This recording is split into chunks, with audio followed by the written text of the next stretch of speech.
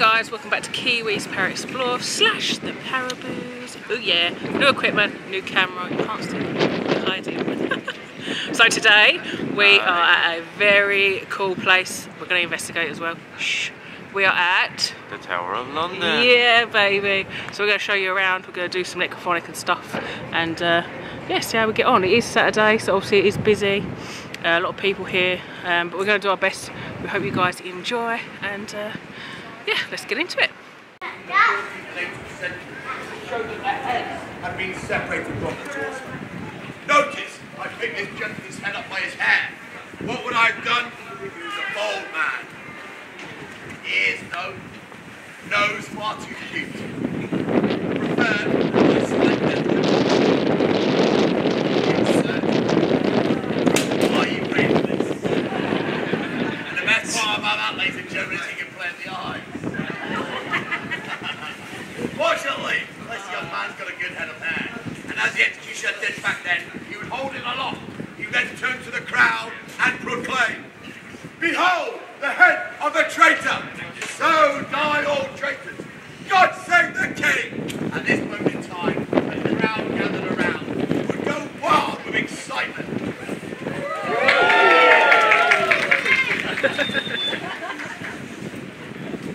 The Queen does not pay me enough for this. Ladies and gentlemen, boys and girls, that was your moment to be part of history and join in on my guided tour.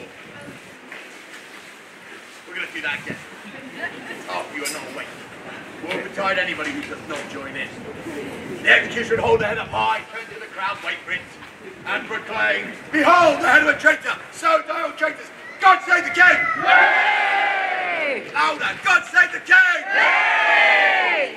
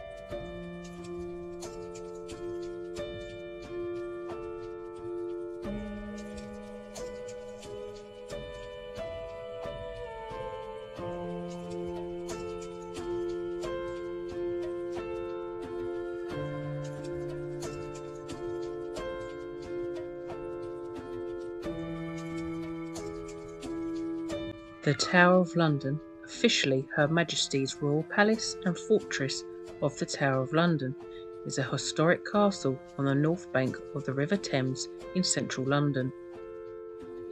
The Tower of London has played a prominent role in English history. It was besieged several times, and controlling it has been important to controlling the country. The tower has served variously as an armoury, a treasury, a menagerie, the home of the Royal Mint, a public record office, and the home of the Crown Jewels of England. From the early 14th century until the reign of Charles II in the 17th century, a procession would be led from the Tower to Westminster Abbey on the coronation of the monarch. In the absence of the monarch, the Constable of the Tower is in charge of the castle. This was a powerful and trusted position in the medieval period. In the late 15th century, the princes in the Tower were housed at the castle when they mysteriously disappeared. They was presumed murdered. Under the Tudors, the Tower became used less as a royal residence, and despite attempts to refortify and repair the castle, its defences lagged behind developments to deal with artillery.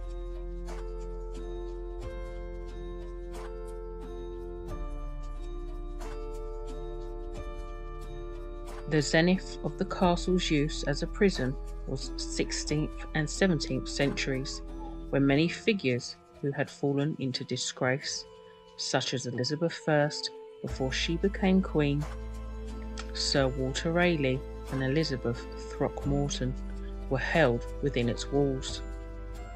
This use has led to the phrase "sent to the Tower."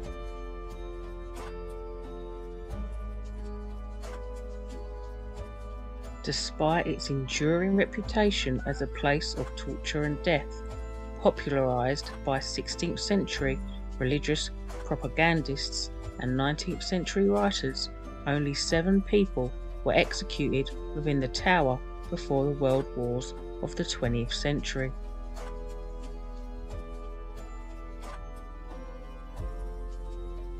Executions were more commonly held on the notorious Tower Hill to the north of the castle, with 112 occurring there over a 400-year period.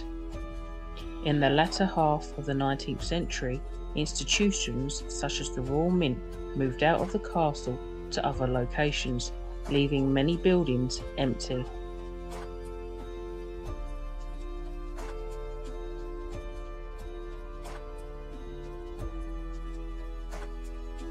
Anthony Salvin and John Taylor took the opportunity to restore the tower to what was felt to be its medieval appearance, clearing out many of the vacant post-medieval structures.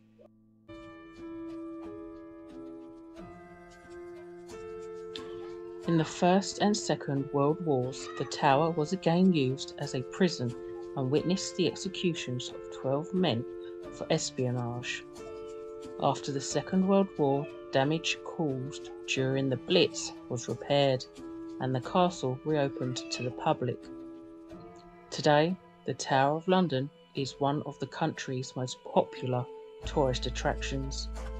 Under the ceremonial charge of the Constable of the Tower and operated by the resident Governor of the Tower of London and Keeper of the Jewel House, the property is cared for by the charity Historic Royal Palaces and protected as a World Heritage Site.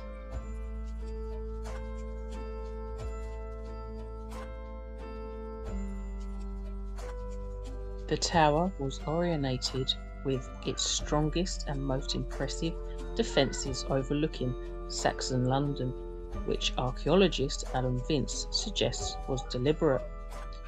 It would have visually dominated the surrounding area and stood out to traffic on the River Thames. The castle is made up of 3 wards, or enclosures. The innermost ward contains the White Tower and is the earliest phase of the castle.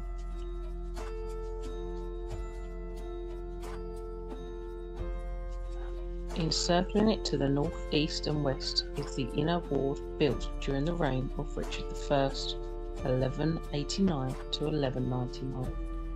Finally, there is the outer ward, which encompasses the castle and was built under Edward I. Although there were several phases of expansion after William the Conqueror founded the Tower of London, general layout has remained the same since Edward I completed his rebuild in 1285.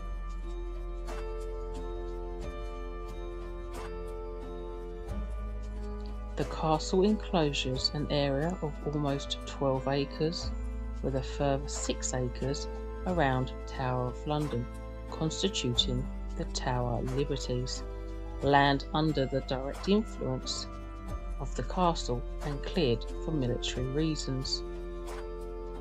The precursor of the Liberties was laid out in the 13th century when Henry III ordered that a strip of land adjacent to the castle be kept clear. Despite popular fiction, the Tower of London never had a permanent torture chamber, although the basement of the White Tower housed a rack in later periods. The White Tower is a keep, also known as a donjon, which was often the strongest structure in a medieval castle and contained lodgings suitable for the lord, in this case the king or his representative. According to military historian Alan Brown, the Great Tower, aka White Tower, was also, by virtue of its strength, majesty and lordly accommodation, the donjon par excellence. As one of the largest keeps in the Christian world, the White Tower has been described as the most complete 11th century palace in Europe. The structure was originally 3 stories high, comprising a basement floor, an entrance level and an upper floor. The entrance, as is usual in Norman keeps, was above ground, in this case on the south face, and accessed via a wooden staircase which would be removed in the event of an attack. It was probably during Henry II's reign, 1154 to 1189, that a forebuilding was added to the south side of the tower to provide extra defences to the entrance, but unfortunately it has not survived. Each floor was divided into 3 chambers, the largest in the west, a smaller room in the northeast, and the chapel taking up the entrance and upper floors of the southeast. At the western corners of the building are square towers, while to the northeast a round tower houses a spiral staircase. At the southeast corner there is a large semicircular projection which represents the apse of the chapel. As the building was intended to be a comfortable residence as well as a stronghold, latrines were built into the walls and 4 fireplaces provided warmth. The main building material is Kentish ragstone, although some local mudstone was also used. Cane stone was imported from northern France to provide details in the tower's facing, although little of the original material survives as it was replaced with Portland stone in the 17th and 18th centuries. The innermost wall encloses an area immediately south of the White Tower, stretching to what was once the edge of the River Thames, as was the case at other castles such as the 11th century Penderman. The innermost wall was probably filled with timber buildings from the tower's foundation. Exactly when the royal lodgings began to encroach from the White Tower into the innermost ward is uncertain, although it had happened by the 1170s. The lodgings were renovated and elaborated during the 1220s and 30s, becoming comparable with other palatial residences such as Windsor Castle. The inner ward was created during Richard the Lionheart's reign, when a moat was dug to the west of the innermost ward, effectively doubling the castle's size. Henry III created the ward's east and north walls, and the ward's dimensions remain to this day. Most of Henry's work survives, and only 2 of the 9 towers he constructed have been completely rebuilt. Between the Wakefield and Latheron towers, the innermost wall also serves as a curtain wall for the inner ward. The main entrance to the inner ward would have been through a gatehouse, most likely in the west wall on the site of what is now Beauchamp Tower.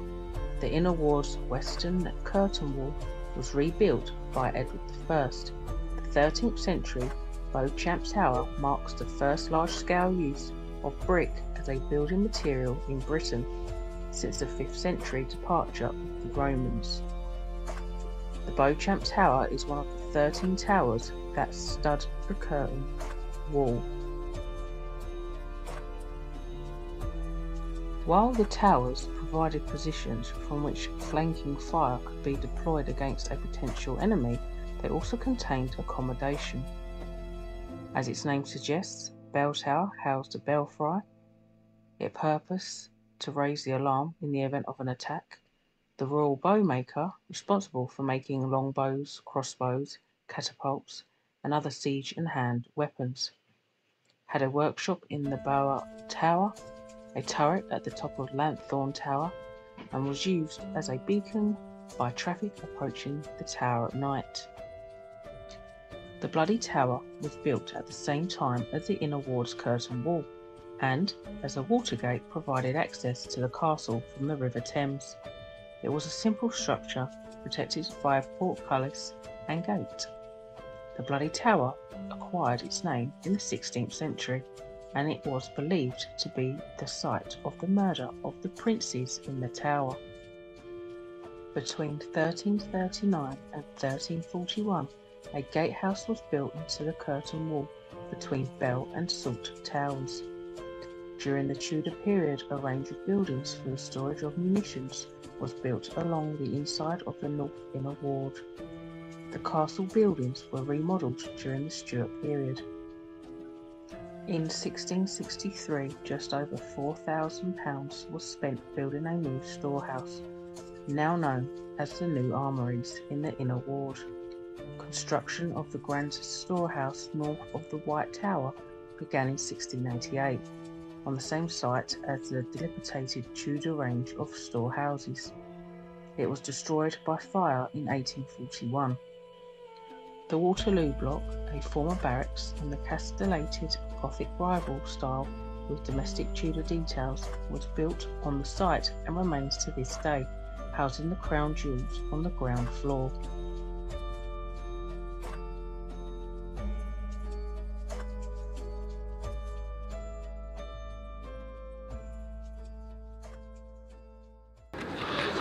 Hey guys, so we've done most of our tour now. The only place we haven't done is the White Tower. But we're going to put the necrophonic on, see what we get, because we're at the Bloody Tower. Torture at the tower. But we'll see what we get. Are the princes here?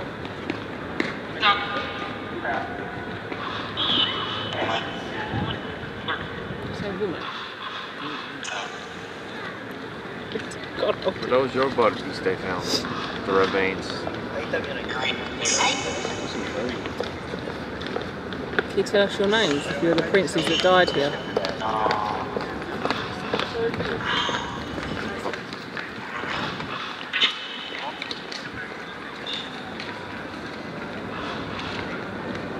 What happened to you? How did you get murdered?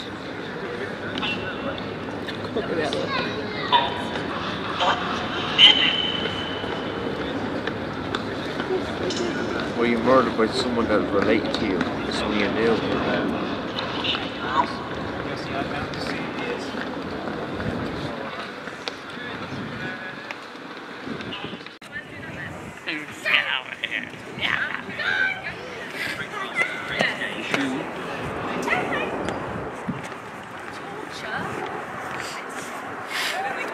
Can you tell us what happened to you here at the Tower of London?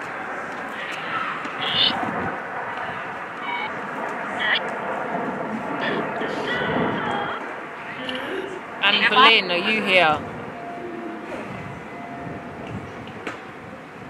Are any of the spirits here that were imprisoned here? Are you trapped here? No, in his pocket. Do you still have hate for those who put you here? Free. Do you want to be free?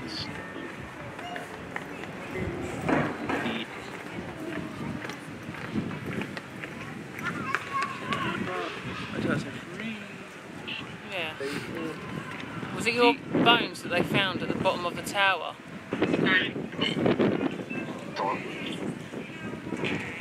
Whose bones were they at the bottom of the bloody tower?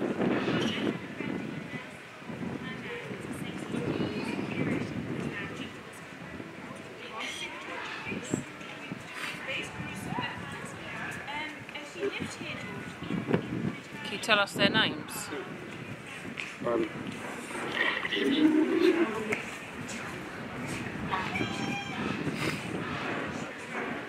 What did you think of King Henry VIII? He's something. He's something. Can you say that again for us? What did you think of King Henry VIII?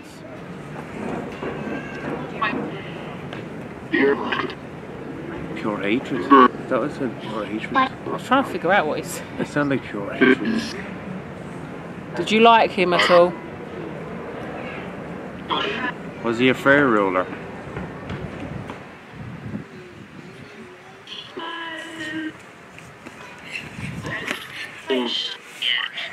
What happened to Anne Boleyn?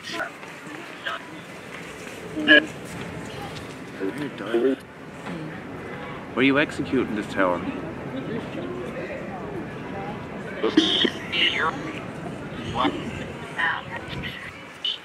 Can you tell us your name?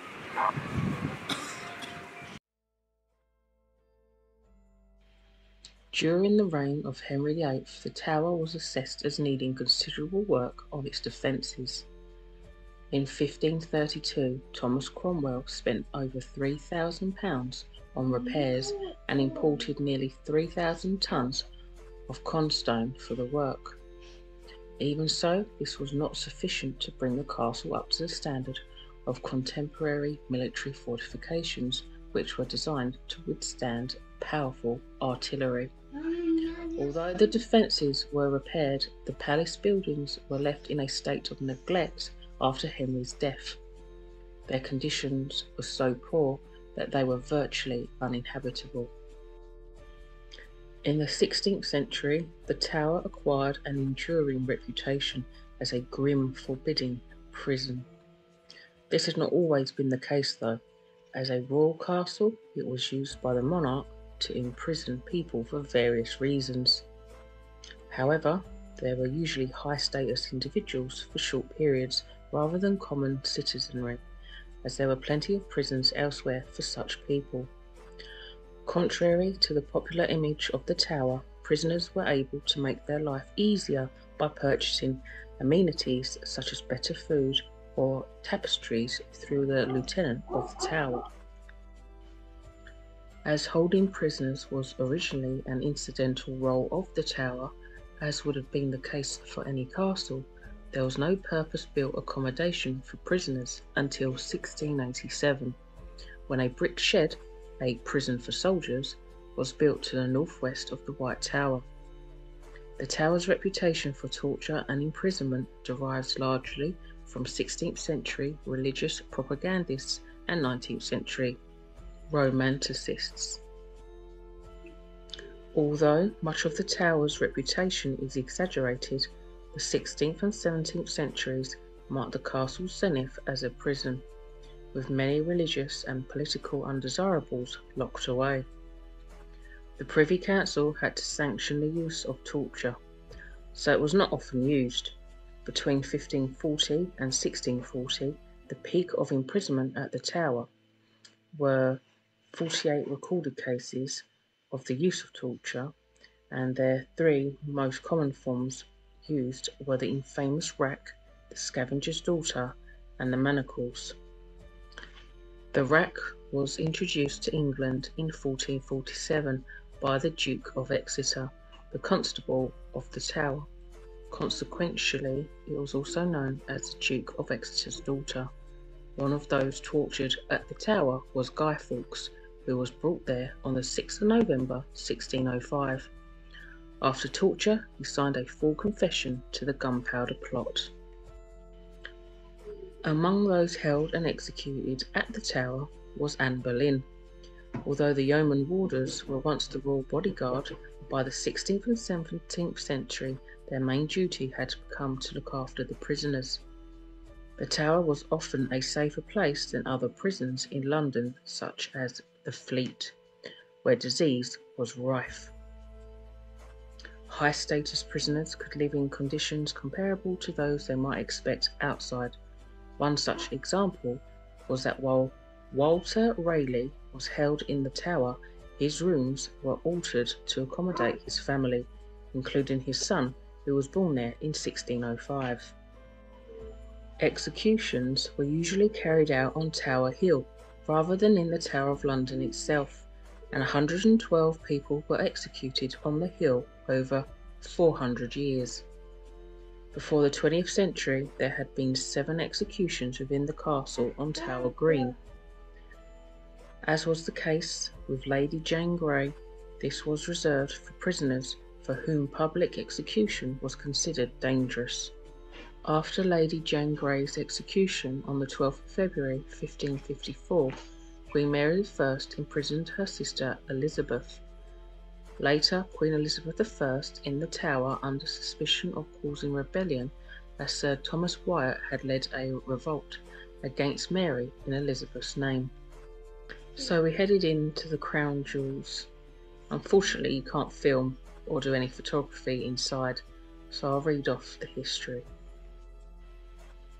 The tradition of housing the Crown Jewels in the Tower of London probably dates from the reign of Henry III, 1216 to 1272. The jewel house was built specifically to house the royal regalia, including jewels, plates, and symbols of royalty such as the crown, sceptre, and sword. When money needed to be raised, the treasure could be pawned by the monarch. The treasure allowed the monarch independence from the aristocracy and consequently was closely guarded. A new position for keeper of the jewels, armories, and other things was created, which was well rewarded. In the reign of Edward III, 1327 to 1377, the holder was paid 12d a day, which, if I'm correct, is around 12 pence of today. The position grew to include other duties, including purchasing royal jewels, gold and silver, and appointing royal goldsmiths and jewellers. Now let's get into the ghosts. So, Anne Boleyn was beheaded in 1536 for treason against Henry VIII. Her ghost supposedly haunts the church of St. Peter ad Vincula in the Tower, where she is buried. Now, she was executed right near this area that you can see now.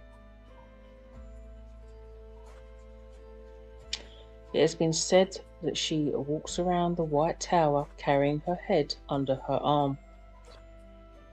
This haunting is commemorated in the 1934 comic song With Her Head Tucked Underneath Her Arm. Other reported ghosts include Henry VI, Lady Jane Grey, Margaret Pole, and the princes in the tower. In January 1816, a sentry on guard outside the jewel house claimed to have witnessed an apparition of a bear advancing towards him, and reportedly died of fright a few days later. And for those of you who don't know, for over 600 years, wild and exotic creatures were held captive here in the Tower of London by kings and queens. This was the very first zoo in London. From the 1200s to 1835, the tower housed a menagerie of exotic wild animals, never before seen in London, including lions and even a polar bear, which was given as royal gifts. Edward I, 1239 to 1307, created a permanent new home for the menageries at the western entrance to the tower, in what became known as the Lion Tower. The terrifying sounds and smells of the animals must have both impressed and intimidated visitors. By 1622, the collection had been extended to include 3 eagles, 2 pumas, a tiger and a jackal, as well as more lions and leopards, which were the main attractions. James I, 1603 to 25, had the lion's den refurbished so that visitors could see more of the lions prowling around their circular yard. He improved the lions' living quarters so that visitors could look down and see the great cistern for the lions to drink and wash themselves in. In later centuries, some animals took their revenge on those who got too close, maiming and even killing zookeepers, soldiers, and even visitors. In 1252, Henry III was given a magnificent white bear, presumably a polar bear, by the King of Norway. Although it was kept muzzled and chained, the bear was allowed to swim and hunt for fish in the Thames. A collar and a stout cord were attached to the bear to keep it from escaping. By the beginning of the 19th century, the menagerie was in decline until it was revitalised by the energetic showman Alfred Copps, head keeper. He acquired over 300 specimens and rekindled the popularity of the tower as a tourist attraction. However, concerns over animal welfare, the RSPCA, which was founded in 1824, and the nuisance factor and expense of the animals finally led to its closure. Today's London Zoo in Regent Park was founded by the original 150 animals moved from the Tower Menagerie.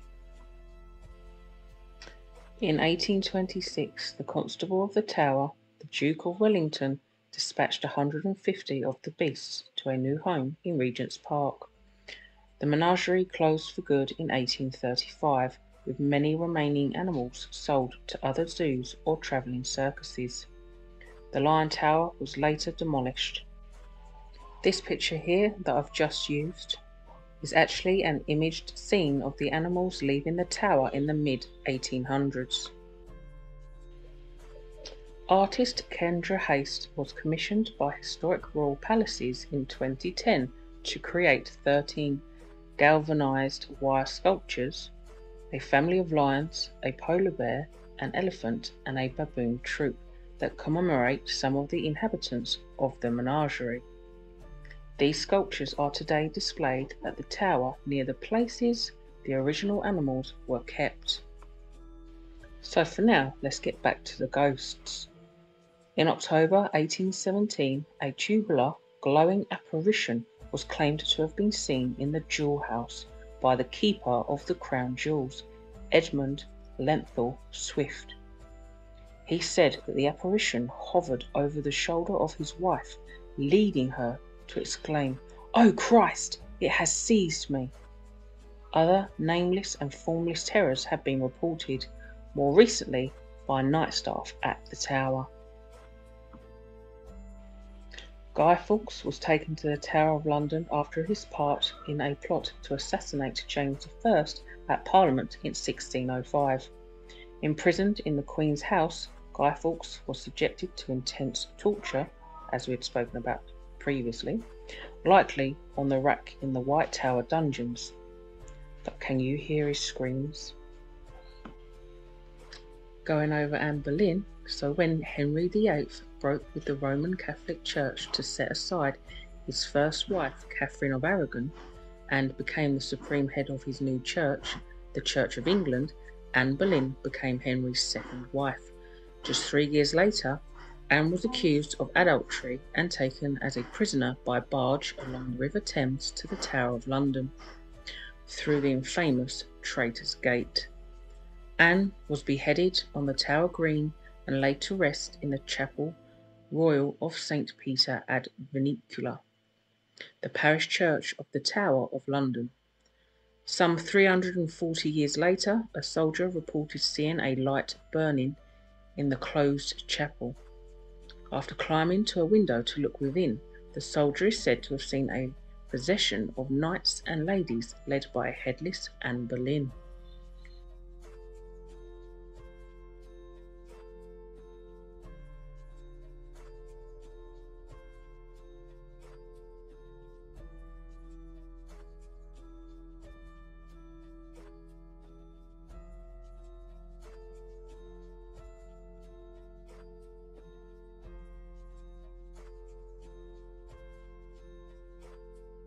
Richard I as child and was killed at the Battle of Waterloo. William becomes the first Tudor king, Henry VII. The new king was Elizabeth, the sister of the missing princess. The rumours now become fact. Writers say Richard III definitely murdered him. Right, treason throughout the whole tower. Bloody thou art, bloody will be thy end. This tower is renamed the Bloody Tower. In 1674, workers discover 2 skeletons by the White Tower. The king believes these are the princes and buries them at Westminster Abbey. In 1933, medical experts examine the skeletons and find they are the bones of 2 children. But there is no conclusive evidence these are the princes.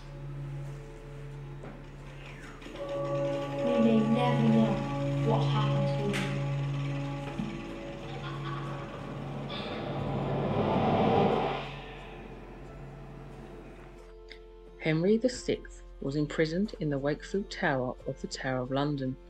Henry VI was murdered at the altar in the King's private chapel in 1471, close to midnight. Henry's ghost is believed to haunt the Wakefield Tower, appearing on the stroke of midnight.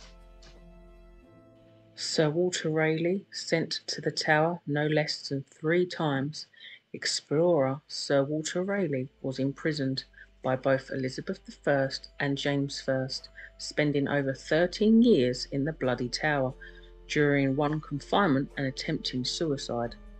Sir Walter Raleigh's last imprisonment at the Tower of London in the Beauchamp Tower took place in 1603, before he was beheaded outside the Palace of Westminster. In 1957, Welsh Guardsman Johns was on sentry duty at the Salt Tower when he encountered a shapeless form with the face of a young woman. Perhaps one of the many women who suffered a terrible fate at the Tower of London. Talking of women, Margaret Pole, like Anne Boleyn, was beheaded. The beheading of Margaret, Countess of Salisbury, took place on Tower Green, which lies to the west of the White Tower. Brought to the scaffold by Henry VIII for the crime of being the mother of Cardinal Pole, who opposed Henry's self-created position as supreme head of the Church of England, Margaret Pole was 67 at the time of her death. Eyewitnesses say the executioner on the fateful day in 1541 was a wretched and blundering youth, who, unable to perform a clean execution with his axe, so instead hacked at Margaret Pole's head and shoulders.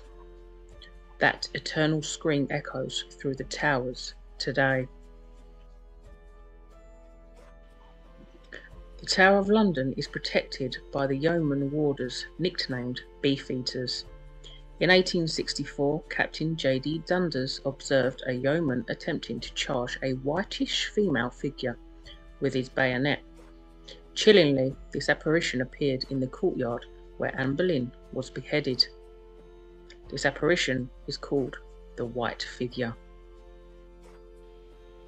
So going back to Lady Jane Grey, known as the English Queen with the shortest reign, Protestant Lady Jane Grey became Queen after the death of King Edward VI, son of King Henry VIII. Edward named Lady Jane Grey as his heir in his last will, over his half-sister Mary. A pawn in royal power games, the King's protector John Dudley had arranged for the 16-year-old Lady Jane Grey to marry his son, Lord Guildford Dudley. On Edward's death on the 6th of July 1553, Lady Jane Grey became Queen, a title she was to hold for just 9 days before the Council decreed that Catholic Mary was the true ruler of England. Lady Jane Grey and her husband Dudley were executed on the infamous Tower Green in 1554. The white figure of Jane is said to haunt the battlements of the Tower of London to this day. Also, if you visit the Tower of London, listen out for the sound of sandals slapping against the stone floors, reported to be from the steps of a ghostly monk. An often repeated ghost sighting at the Tower of London is that of Arabella Stuart, cousin to Elizabeth I. Arabella was imprisoned by James I for marrying William Seymour, nephew of Lady Jane Grey, without royal consent. Seeing this match as a possible threat to his throne, James placed Arabella under arrest at the Tower, where she either refused to eat or was purposely starved. Arabella's ghost is thought to stalk the Queen's house. So let's talk about the lost princes.